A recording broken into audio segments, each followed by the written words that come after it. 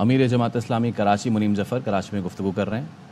اور لوگ پریشان ہیں کہ کس طرح بجلی کے بل ادا کریں گے، کس طرح اپنا گزر بسر کریں گے، کس طرح زندگی کے دیگر معاملات کو چلایا جائے گا۔ اور ان ساری آئی پی پیز کے اندر جس طرح کے معاہدے کیے گئے ہیں، ڈالر بیسڈ معاہدے کیے گئے ہیں، اور وہ آئی پی پیز آج ہی کی ایک رپورٹ بتاتی ہے کہ 85 گھنٹے چلنے والے آئی پی پی کو 48 ارب روپے دیے گئے۔ کوئی جنریشن نہیں ہے، سنگل یونٹ جنریشن نہیں ہے، لیکن اربوں روپے 4 آئی پی پیز کو دیے گئے۔ 50% آئی پی پیز وہ ہیں کہ جو 10% سے بھی زائد فیصد بھی جنریشن نہیں کر رہی، اور پیسے جو ہے وہ کیپیسٹی چارجز 100% حاصل کیے جا رہے ہیں۔ ہمارے شہر کراچی میں سب سے بڑی مافیا کے الیکٹرک کی آئی پی پی ہے، کہ جس نے عوام کے لیے زندگی اجیرن بنا دی ہے، اور سارے بھاری بلوں کے باوجود 12 سے 18 گھنٹے لوگ لوڈ شیڈنگ سہنے پر مجبور ہیں۔ یہ ظلم ہے، اس کا خاتمہ ہونا ضروری ہے، اور ہمارا مطالبہ رہا ہے، اس کے حوالے سے ہماری جدوجہد اہل کراچی کے سامنے ہے کہ ہم نے کے الیکٹرک کی ظالمانہ روش کے خلاف اہل کراچی کو بیدار کیا ہے، اور ہمارے مطالبات بالکل واضح ہیں کہ عوام کو سستی بجلی دی جائے، لوڈ شیڈنگ کا خاتمہ ہو، کہ الیکٹرک اس کا جو لائسنس رینیو کیا گیا اس لائسنس کو معطل کیا جائے جو 20 سال کے لیے رینیو کر دیا گیا۔ اسی طرح کہ الیکٹرک کا فورنزک آڈٹ ہوگا تو اس کے نتیجے کے اندر لوگ ملک کے دیگر آئی پی پیز کو بھول جائیں گے۔ ابھی بھی ٹرانسمیشن اور ڈسٹریبیوشن کے جو لاسز ہیں اس کے اندر کے الیکٹرک ملک کے دیگر آئی پی پیز کے مقابلے میں، اور سرکاری جو ادارے کام کر رہے ہیں بجلی مہیا کرنے کے، اس کے مقابلے میں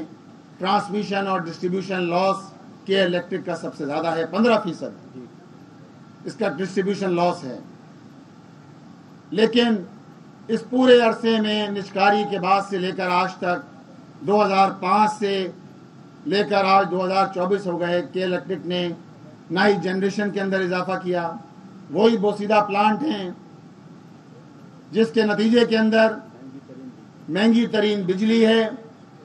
اور ڈسٹریبیوشن اور ٹرانسمیشن کا نظام وہ بھی بوسیدہ ہے۔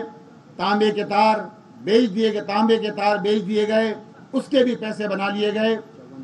اور 54 ارب روپے کلو بیک ہے۔ اسی طرح سوئی سدرن گیس کے 170 ارب روپے ہیں جو کے الیکٹرک کو ادا کرنا ہے۔ لیکن اس سب کے باوجود حکومتی نوازشات کے الیکٹرک پر جاری ہیں۔ وہ کے الیکٹرک کہ جس کو 1.5 ارب روپے جب یہ کے ایس سی تھا اور سرکاری تحویل میں تھا تو اس کو 1.5 ارب روپے سے سبسڈی دی جاتی تھی، آج اس کی سبسڈی 174 ارب روپے اس کی سبسڈی بن چکی ہے۔ اس کے صارفین کی تعداد 18 لاکھ سے 38 لاکھ ہو گئی ہے، یعنی 100% سے بھی زائد صارفین کا اضافہ ہوا ہے۔ لیکن اس کے پیداواری یونٹس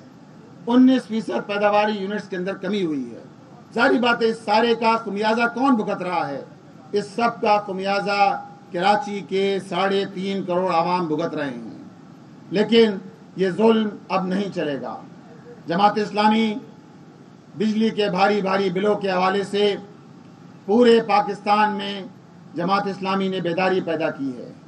عوام پریشان ہیں، اور عوام اس بات کی جانب متوجہ ہو رہے ہیں، اس بات کی جانب متوجہ ہیں کہ کسی طرح یہ مہنگی بجلی کے بلوں کا سلسلہ ختم ہونا چاہیے ہے۔ لہذا ہمارے مطالبات تو بالکل سادہ مطالبات ہیں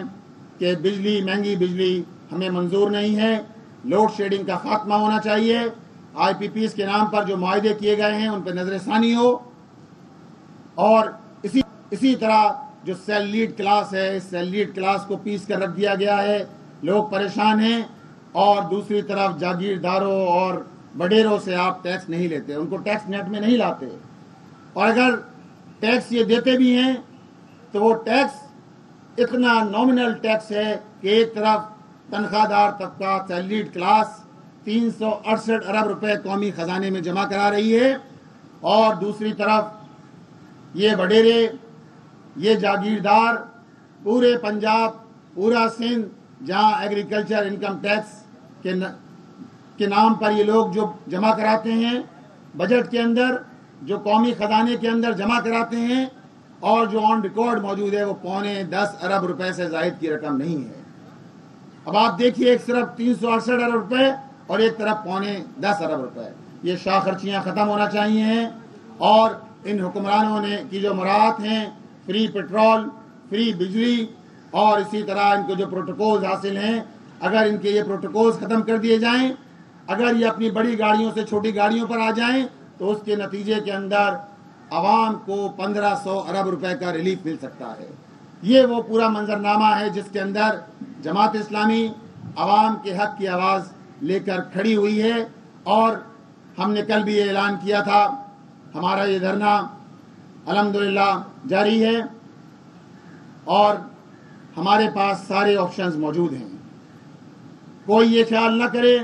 کہ ہم یہاں آ کر بیٹھے ہیں، کچھ چیزیں ہوتی ہیں اور اس کے بعد ہم یہاں سے چلے جاتے ہیں اور پھر اگلے دن دوبارہ جو ہے وہ سلسلہ ہوتا ہے۔ ہمارے پاس آپشن موجود ہیں کہ ہم شارع فیصل پر اپنے احتجاجی دھرنے کا مارچ کریں، ہمارے پاس دیگر آپشنز بھی موجود ہیں، اور انشاءاللہ ہم سارے آپشنز استعمال کریں گے اور حکمرانوں کو اس بات پر مجبور کریں گے کہ وہ عوام کے دکھوں کا مداوع کریں، عوام کو ریلیف دیں۔ یہاں ایک بات میں اور بھی عرض کرتا چلوں کہ اس وقت بارش کے بعد جو شہر کی صورتحال ہے، اور شہر کی اس پوری صورتحال کے اندر ہمارے وزراء، وہ وزراء جو 16 سال سے اس شہر پر براجمان ہیں، پیپلز پارٹی کی حکومت 16ویں سال کے اندر داخل ہو گئی، اور 16 برس کے اندر جو شہر کا حال کیا ہے وہ سب ہے۔ شہر کے اندر ٹرانسپورٹ موجود نہیں،